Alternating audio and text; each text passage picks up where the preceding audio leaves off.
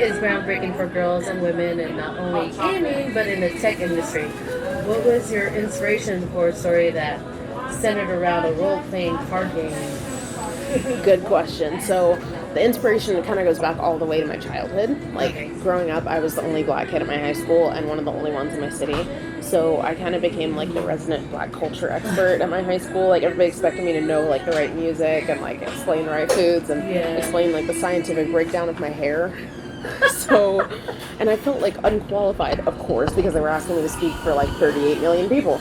And so, like, I really didn't confront this or even recognize that this was an issue until like I grew up, went to college, had a few corporate jobs where assimilation is rewarded. So I would like straighten my hair, like relax my hair, and talk like I worked in a call center and really like temper who I was.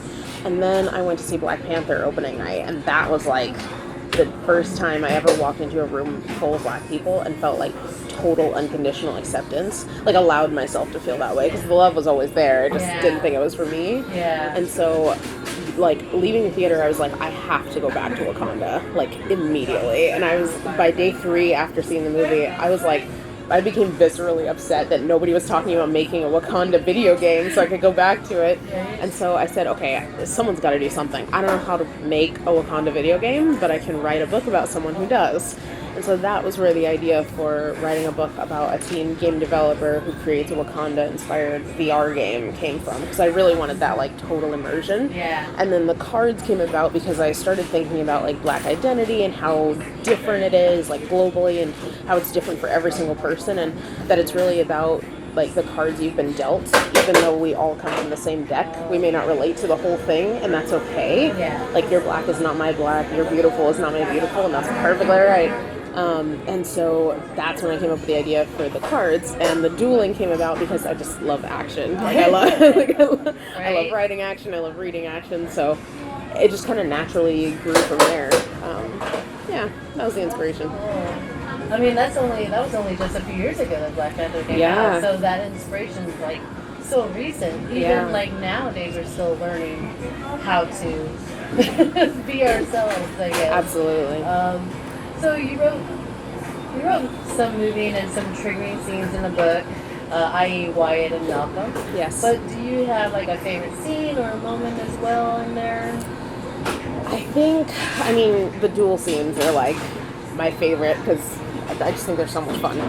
But there is a scene where Kira seeks out a lawyer and talks to her about, like, a black lawyer, and she talks to her about, like, exactly what's going on with what she's created, and like, is there, like, could there be consequences, like legal consequences for creating a game that's so geared towards just black people?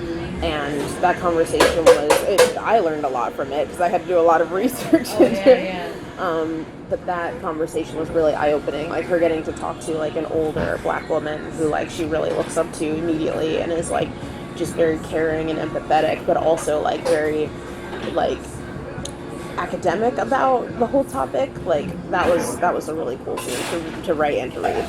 So yeah. But do you have any coding or gaming background? Was it difficult to implement any terms or gaming topics in the novel? So I don't have coding experience. I've had a few jobs in IT, but that doesn't really count. I've been a lifelong gamer. Like, I love video games, and I watch a lot of Let's Plays, so people who like upload their gaming content and stream, and a lot of them know a lot of like gaming terms and programming, and so I've picked up on a few things from that, but I also kept the book very non-technical, so like very like accessible to everyone. There's even a character in the book that opens his chapter with my name is John, and when it comes to video games, I have no idea what I'm doing. So I wrote the book, tried to write the book for everybody, so gaming experience or not. Yeah, right. What would your character in Slay look like if you could create one? Good question. I feel like I'd be that person with the avatar that has like 500,000 outfit items, but then like 2 weapons. Like, I would want to change my look like every day. There's a mermaid tail that you can have in the game, and like I've always wanted to be a mermaid, like since I was a kid. So that would be so much fun. So definitely a mermaid tail. But then like some days I'd want to be like a Mortal Kombat type character with like a katana and like so I don't know. It would kind of evolve every day. I'd probably give myself like an afro the size of a Prius because that would be fun. Well, that's the whole thing about like, being able to create your avatars, like wanting to change it up every once in a while. That's cool. So in your bio it says that you were a financial analyst, but was inspired to write after watching Black Panther, like you said. Was there a particular moment in the movie that was the catalyst for such a career-changing move? Well, I had always been, like, I've been writing since I was 9, and I've been, like, querying since I was in college, so it's kind of gone in cycles in a way, and after seeing Black Panther, like, it rebooted the whole thing, and I was like, I have a new book to query, so that was always kind of in the background. So just the whole movie itself is kind of like, okay, that's cool. It also says that you enjoy indie video games. What game or games was or are your favorite? I mean, that's probably like a big question. But I love talking anything video games, so I'm glad you asked. One of my favorite games of all time is called Papo and Yo, and it's a game where you play as a 9-year-old black kid in Brazil, and you interact with this like 30-foot monster that's actually pretty docile for most of the game, until he finds a frog, and if he encounters a frog, he turns into a flaming demon that tries to like kill you. And the whole game, like you learn very quickly in the game through the flashbacks that the kid has and everything, that the game is an allegory for a child growing up with an alcoholic parent. Yeah, and I figured when I love games that deal with like huge issues, like in a way that's entertaining and also like heart-wrenching. Like I love that dichotomy. So that's one of my favorite games of all time. It's beautiful. The soundtrack's gorgeous. I think the soundtrack is entirely in Portuguese. Like it's beautiful. It's so ethereal. I love it. Another one of my favorite games is Undertale. It's an indie video game. I don't even know where to begin in explaining what this is about. It's about a kid who goes to the underworld and like interacts with monsters, but they're like not what they seem. And every inch of the game is just so clever. Like the humor is great. Every single character is amazing. I feel for all of them. Like it's the perfect video game in my opinion. Dance Dance Revolution is also a huge one. Totally unrelated and very not indie, but like that was the only ridiculous thing that I bought with my book money. It was like not ridiculous. Not really ridiculous at all. And then lastly, I've been playing a game called Untitled Goose Game.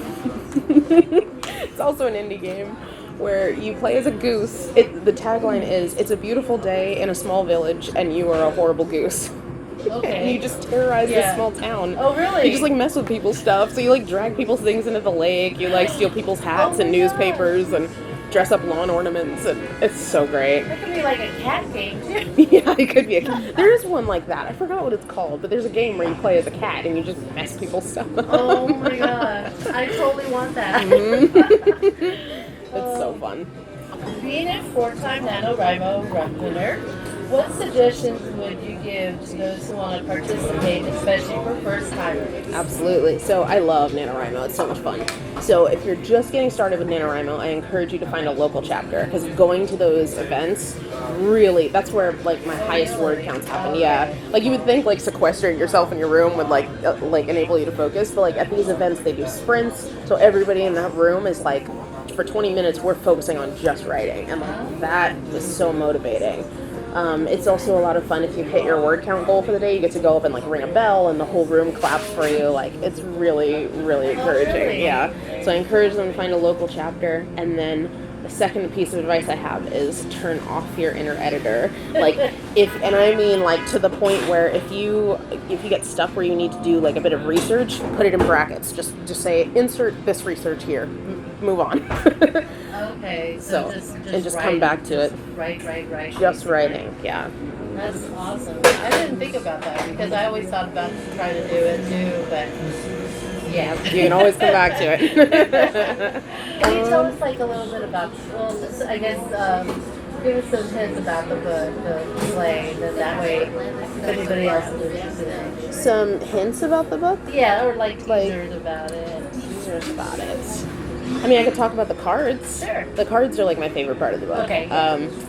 One of my favorite cards is the Michael Jackson card. So you get to like put on a silver glove and like command a horde of zombies out of the ground and like attack your opponent with them. Yeah, I had so much fun writing this thing. And then there's like another card called Mom's Mac and Cheese, which will glue your opponent to the floor because that's exactly how mac and cheese works. And then there's a card called That One Auntie's Potato Salad because everybody has that one auntie that's not allowed to bring anything to the cookout unless it has a price tag. And so that card was inspired by that. So you get to like attack your opponent with potatoes. Has anybody approached you about actually making the card game? Not yet. Well, you can get like an actual physical deck of cards. Oh, yes. But I would love to see this as a game. I know, right? Yeah, and like one of my life goals is to write for a video game. Oh, so nice. I'm here if anyone wants to reach out. Exactly. Can you tell us about any future projects that we have going on? Absolutely. So I'm editing my second book. It doesn't have a title yet, but it's about two brothers. One can see into the future and one can see into the past. Ooh. Yeah. That sounds interesting. Yeah. Well, that's all right. Well, that is all I have then. All right. Thank you for doing this. Yeah, thank you.